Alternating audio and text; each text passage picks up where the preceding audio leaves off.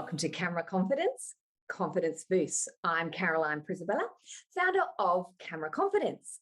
So if you've not heard, at Camera Confidence, we help job hunters to harness hope, gain camera confidence, ace their video interviews, and get that job.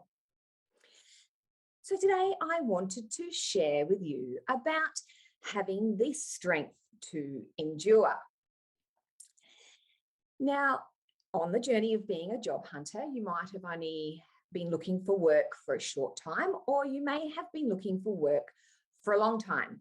Now, if you're in that latter category and have been looking for work for a longer period of time, it's very easy to become overwhelmed with your situation, to feel like you've got no hope, to feel like you are never going to get a job, and to just feel exhausted in yourself, exhausted in your attempts to get work. And sometimes you can get to a point where you're feeling like, why should I even try?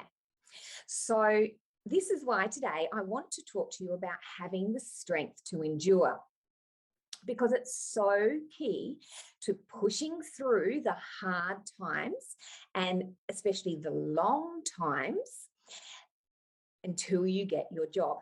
Because the truth of the matter is, you will get a job. You will. As I've been told many a times, it's a numbers game. So the more you apply for, the more interviews you go for, the more chance you are going to get a job. It's not just a numbers game. It's also about upskilling. So having the strength to endure. Well, what does endure mean? Well, if you look it up in the dictionary, endure or endurance means to go through something patiently. So to go through hardship or difficulty with patience and patiently.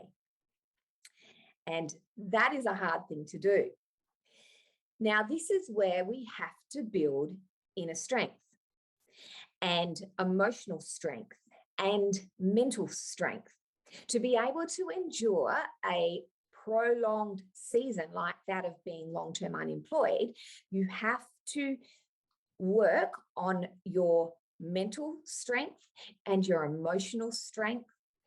And so these are things that you really have to take, and your physical strength as well. So you really have to take time to invest in these areas. If you look at endurance athletes, now, endurance athletes are incredible because they learn. So part of being an endurance athlete is where they have to push past the pain. And how do you push past pain? Say if you're an endurance athlete and you had a 40-kilometer marathon or something like that. When you're at, say, maybe the 20K, for me, it would be probably the 4K mark. However, if you were an endurance athlete and you had to push through to see yourself winning at the end, what do you have to do? You have to have a picture in your mind, and you have to have goals. So the way that endurance athletes push through the pain and push through that immediate circumstance of the literally 1 foot after the other, especially if it's a long race, 1 foot after the other. They can't think about the pain that they're feeling now.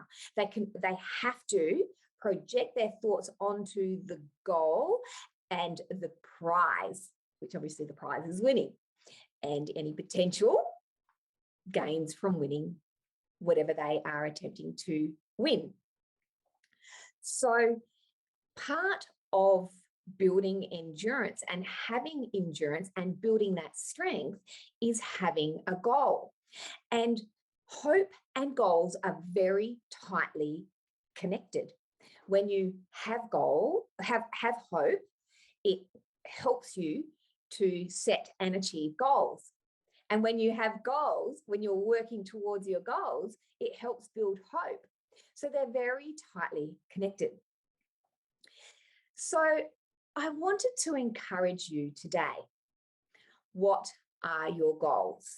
Do you have any short-term goals? Do you have any long-term goals? And if you do, are you working towards achieving your goals on a daily basis? Do you have your goals stuck up in front of you? Or for me, it's on my walls. As I said, I think before, like I have things posted in my kitchen and in my office and on my front door as I walk out. And I look at these things and I speak them out over myself, because this is part, like, you can't just have a goal. You've got to see the goal inside of you. You've got to see the win inside of you. So if you're a long-term job hunter and you're looking for work, your win is getting a job, and not just getting a job, but getting a job that you love, that you can have your brilliance shine in that job. It doesn't matter what job it is. You can let your brilliance shine in any job that you go for. It doesn't have to be a high level job. It doesn't have to be a job where you have to have qualifications even. It can, like, you can let your brilliance shine right where you are. So I encourage you today, if you are struggling and if you're finding it hard to endure, I encourage you, sometimes it's okay to take a break, to give yourself a mental rest and a physical rest.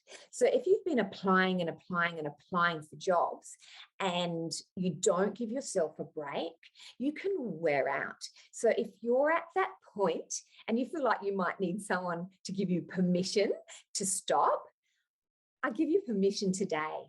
Take a couple of hours or take the day and do something nice for you. It doesn't have to cost anything. It can be going for a walk. Even in the rain, if it's raining outside, get your umbrella and go for a walk in the rain. Connect with nature. Do something today that you can build your emotional strength and your mental strength, as well as build your hope. Have an amazing day, and remember, let your brilliance shine.